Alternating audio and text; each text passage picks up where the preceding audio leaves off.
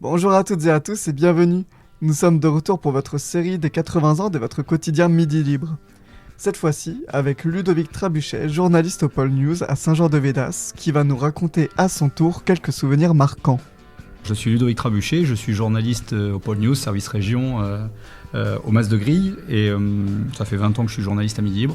Et auparavant, j'ai fait pas mal d'agences, je ne vais pas dire toutes les agences, mais pas mal d'agences du journal. J'ai commencé par Mende, en Lozère, après j'ai fait Bagnols-sur-Cèze, Béziers, Nîmes, Montpellier, des agences où j'ai occupé le rôle de chef d'agence, et avant d'arriver ici, donc en tant que reporter régional au Mas de Grille.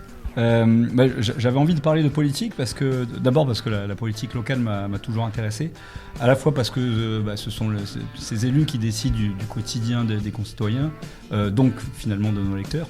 Et puis j'aime aussi être un observateur privilégié de toutes les batailles politiques, à la fois celles au grand jour dans les instances, conseils municipaux, conseils régionaux, mais aussi les petites querelles dans les coulisses politiciennes, parfois même au sein d'une même famille politique. Et j'aime suivre ça, et de surcroît j'aime suivre les élections qui sont toujours des moments clés de la démocratie et des moments importants pour nous à couvrir. Alors il y a plusieurs histoires qui m'ont marqué en 20 ans de carrière forcément, et d'autant plus comme je disais que je suis passé par plusieurs agences.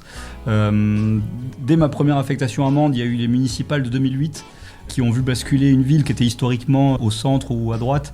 Et cette année-là, c'est le Parti Socialiste qui s'est imposé à la surprise générale, alors que le député UMP à l'époque, Francis Saint-Léger, était donné gagnant depuis des années. Il avait été désigné successeur du maire sortant un peu par toute la population.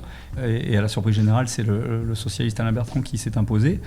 Je suis arrivé ensuite à Bagnols-sur-Cèze, où quelques mois à peine après mon arrivée, le maire qui venait d'être élu, Jean-Christian Rey, un socialiste à l'époque, a été déclaré inéligible pour une bête erreur administrative pendant sa campagne. Il avait ouvert 2 comptes de campagne et c'était interdit. Il avait oublié de fermer le premier après avoir le deuxième, et du coup il a été rendu inéligible. Et 1 an plus tard, une fois qu'il a retrouvé son éligibilité, il a poussé son conseil municipal à la démission pour lui retrouver son poste. Donc ça nous a permis de vivre une nouvelle élection municipale. Et à quelques kilomètres de là, à la même époque, à Pont-Saint-Esprit, tous les samedis, il y avait des manifestations contre le maire, l'ancien ministre Gilbert Baumet. Il était facilement élu depuis 3 décennies. C'était à l'époque le plus jeune maire de France lors de son premier mandat.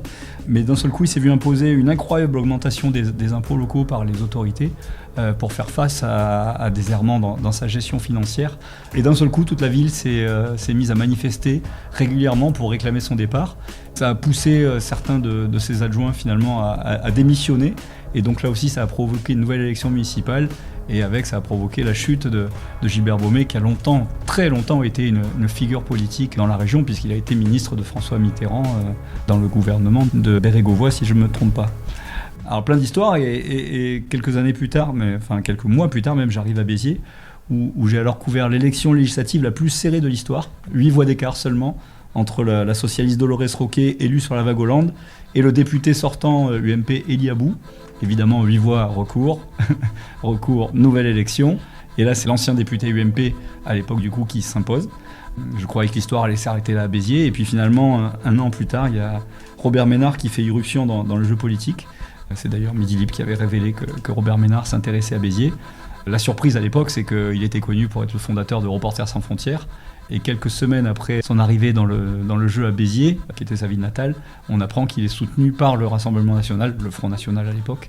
Ce qui fait que beaucoup de médias nationaux sont venus à Béziers couvrir cette élection municipale, qui s'est révélée passionnante. Et effectivement, avec le résultat que l'on sait, Robert Ménard a été élu contre le député UMP, justement Élie Abou, qui essayait de succéder au maire Raymond Coudert, dont il avait été le premier adjoint. À ce moment-là, je croyais avoir vécu l'élection peut-être la plus passionnante, la plus trépidante.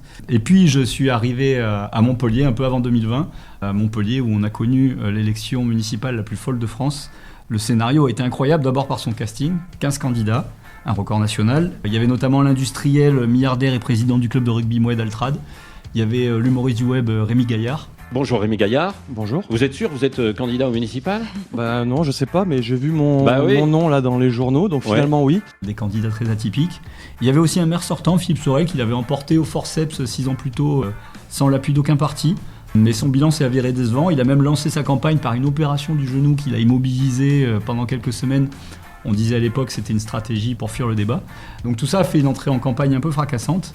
Et l'épisode le plus surprenant de cette élection, en tout cas celui qui m'a marqué à ce moment-là, ce fut certainement l'épisode rocambolesque Europe Écologie Les Verts, Ils avaient désigné leur candidate Clotilde Ollier, qui était maire sortante d'un petit village à côté de Montpellier, Murles.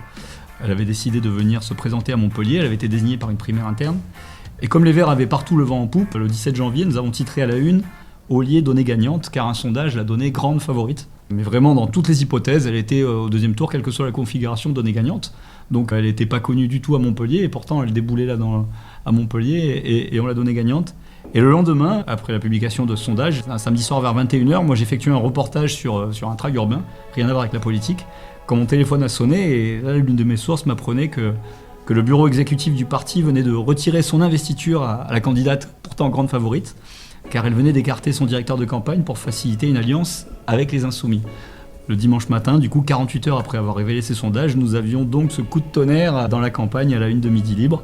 Et pour l'anecdote, Clotilde Ollier a maintenu sa candidature, sans l'investiture. Jean-Louis Romégas, qui avait perdu la primaire interne face à Clotilde Ollier, a maintenu sa candidature aussi. Et donc Europe Écologie Les Verts a désigné une troisième candidate écologiste, ce qui fait que parmi les 15 candidats, on avait 3 candidats écologistes. Et évidemment, finalement, au terme de cette campagne folle, mise en suspens 5 mois pendant le Covid, c'est le socialiste Michael Delafosse qui a profité de ce grand bazar un peu pour s'imposer. Alors je ne suivrai certainement pas la prochaine élection en 2026, puisque je suis désormais attaché au service région, mais je sens que aussi ici, avec la dissolution et toutes ses conséquences, j'aurai encore beaucoup de matière à écrire sur la politique au cours des prochains mois. Midi Libre. Les podcasts de Midi Libre.